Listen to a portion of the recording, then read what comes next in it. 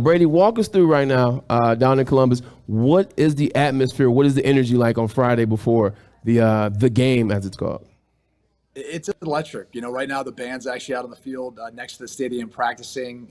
We're just getting done with some of our production meetings for the game. Obviously, Charles Woodson's here. He'll be a part of the Wood. broadcast. So we're excited about having C. Wood as part of it. But you could get a sense and just a buzz around campus. I mean, even our set, obviously people aren't tailgating yet. They start early tomorrow morning, but there's all sorts of people around the set already. Just excited about this big time matchup.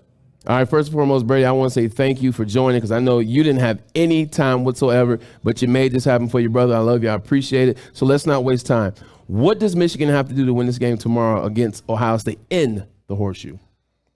Well, look, the status of Blake Corum, whether or not he's going to be 100%, and if he plays in this game, it's going to be paramount to me, just because of how special he is. And even if he wasn't to play, if Donovan Edwards was to play, that'd be helpful too. He's obviously missed some time recently, but then it'd fall on the freshman C.J. Stokes.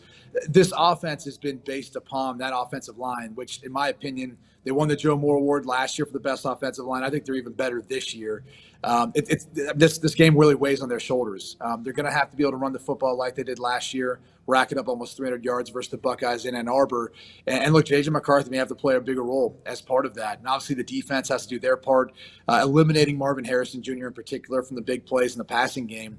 And then J.J.'s got to take care of the football. So I think it's those three things: run the football, take care of the football, and then eliminate the big plays from that Ohio State passing offense.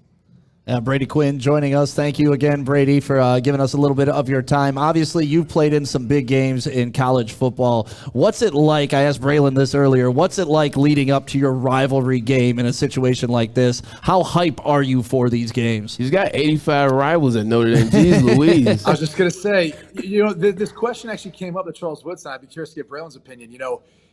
Michigan's got Ohio State, but they also have Michigan State. Yeah. And so when you kind of look at it that way, I'd be curious if those back on with Notre Dame, kind of similar. We had Michigan back when we were playing them every single year. In-state rival was always Purdue. That was big. USC is another one, obviously. Notre Dame's got them this weekend, but Navy every single year. So we always felt like there was like a different rivalry each week.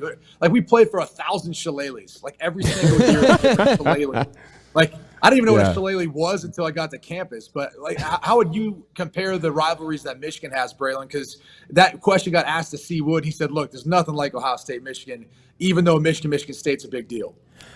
You know what? He's absolutely correct. Like, Brady, if we're being honest, man, if Michigan State hadn't turned it around in 2008 with Mark D'Antonio, from then till, I guess you could say last year, because they won last year as well, if that hadn't happened, this rivalry wouldn't be as big as it's gotten. But with that being said, it holds no candle to Ohio State. When you think about Ohio State, like, that's the one. Michigan State's like, all right, man, you know what I'm saying? We'll go play our little brothers up the road, but we're focused on Ohio State. Like, when we play Ohio State, we're legitimately game planning. You know how this is in schools, B. You start game planning as you're playing other teams. Coaches get away with that stuff. So it'll always be Ohio State for us.